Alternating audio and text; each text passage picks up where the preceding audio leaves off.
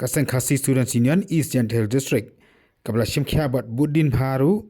ya kajing pentrai ya kasrok NH6 bahab apo East Gentle District hakini kisi kabla dap man pan daka RTI naka office jang NHIDCL kabidi ba kajing penhiat and kajing na forlin ya kasurok NH6 lambaki RTI bakam diuru kajing pan shushu dinari kajing pan sipisa shushu nu appellate authority harima kam shamla hon ya ka RTI nakalang joka sang layo shibun kijing tip akabedei bakajing penhe ya gani ka surok kabanya lang baru jongka East Gentle District syaki wipat ki benta jongkari India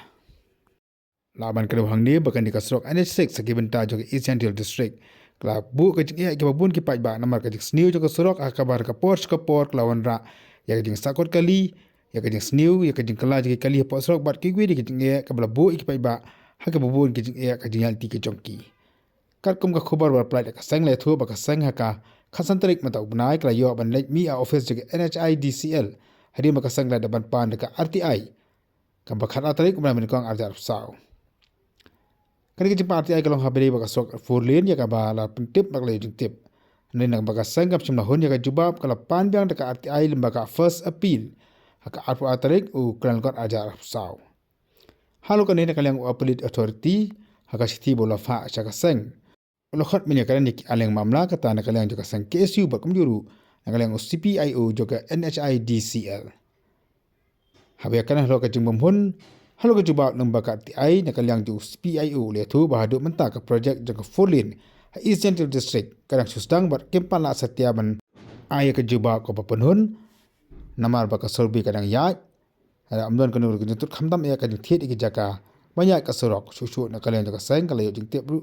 maka projek NHIDCL katemu banyak lembah naki lum nadi greenfield khanang ban cinta ye stok kan ka banyak baik ka banyak denti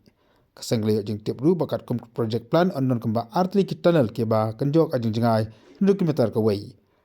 par shibun tli ki jing ke banjrong haru 6 meter ka jingrong le thuru mana ka NHIDCL kene project kande ka wei ni ki project ba pensok ba yupat ba kan kham simpor khandian habla kali par halo ka estimate ka joka sang le thu bakal project kan kat adu kamba 8,000 klor makanya baik on hub